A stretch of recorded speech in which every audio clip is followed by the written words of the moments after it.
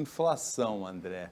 A inflação de agosto, a prévia do IPCA, do Índice de Preços ao Consumidor Amplo, bateu em quase 0,9%.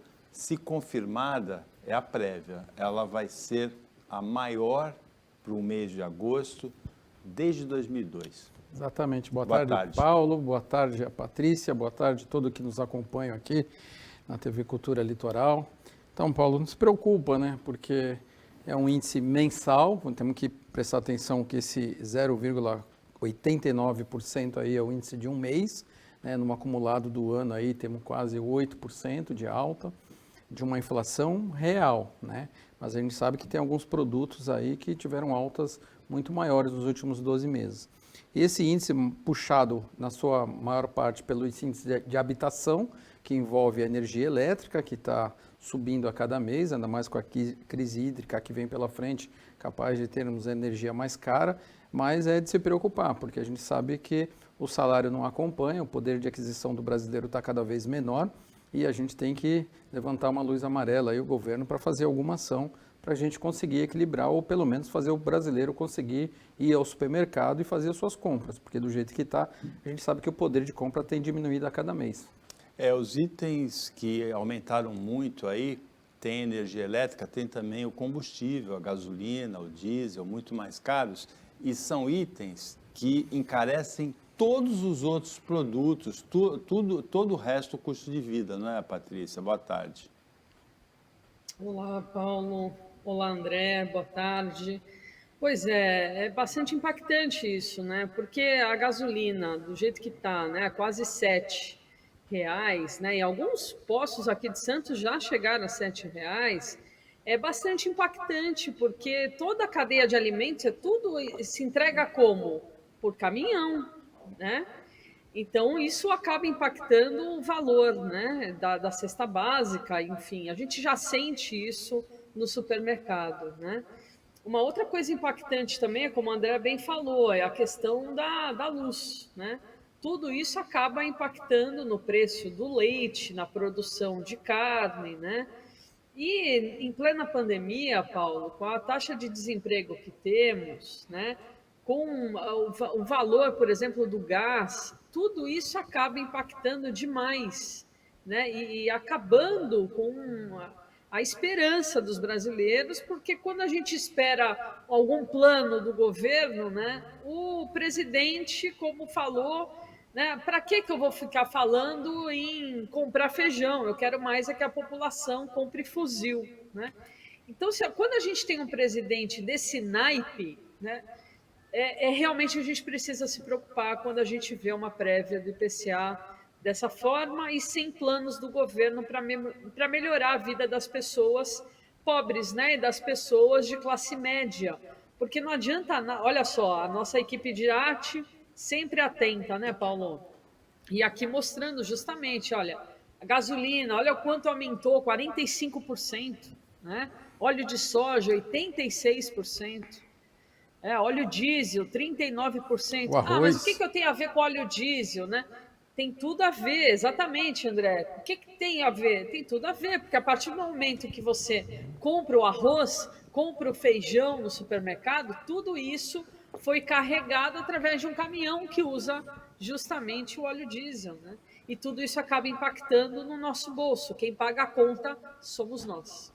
A Patrícia tocou num ponto, não me parece que a inflação e o dólar alto seja um foco de preocupação e de projeto do governo, inclusive pelas falas do ministro Paulo Guedes nessa semana, André. Do meu ponto de vista, Paulo, o governo tomou uma medida errada, não é de agora, a questão de 1 ano e meio, 1 ano e quase 2 anos atrás, quando ele perdeu um pouco o controle sobre o dólar, né?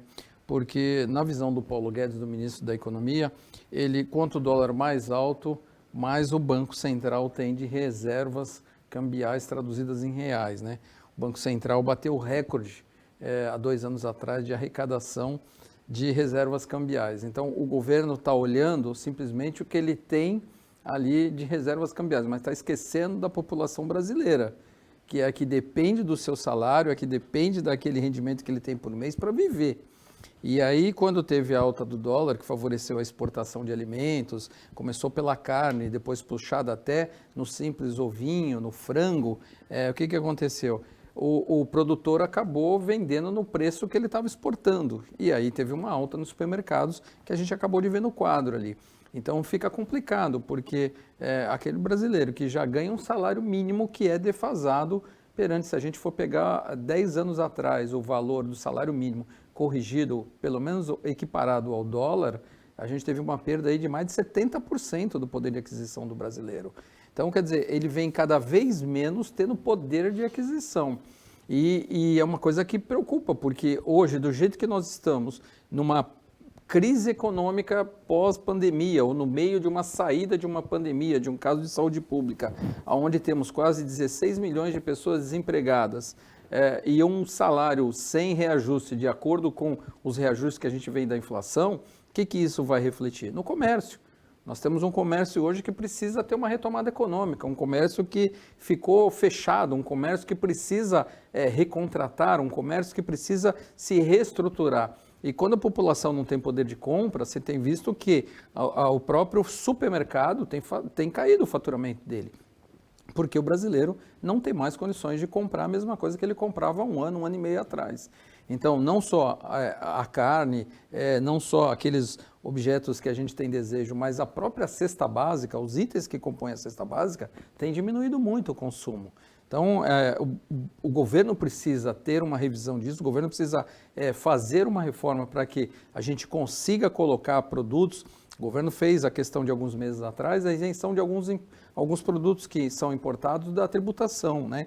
E a gente tem que rever isso, talvez até com um subsídio, pelo menos nos itens que compõem a cesta básica, o arroz, feijão, o açúcar, o sal, o óleo, que nós vimos aí, a grande variação que teve no óleo nos últimos 12 meses. A gente precisa ter alguma ação do governo que o brasileiro consiga ter poder de compra, porque o que o brasileiro precisa, ter uma casa para morar, ter energia elétrica e ter comida na mesa para cuidar da sua família. E isso a gente não tem visto. A gente tem visto uma população cada vez menos com condições de comprar, o desemprego bater na porta e o principal, Paulo, a gente não vê perspectiva de futuro de uma mudança disso. Então, é preocupante. Realmente o André tem razão. Muita gente pensa assim, o dólar está alto, tem um desequilíbrio cambial, mas eu não tenho nada a ver com isso, porque eu não vou viajar, não vou me preocupar com isso. Na verdade, o dólar alto, ele estimula que a produção brasileira, que o produtor brasileiro prefira vender o seu produto no mercado internacional. E aí existe uma inflação de demanda. O arroz, por exemplo, o produtor brasileiro vende o arroz e falta arroz aqui dentro. Vende a carne porque o dólar está alto, o mercado internacional é mais atraente para ele, falta a carne aqui. Então, muitos produtos têm a alta, tem relação direta com essa desvalorização do real diante do dólar.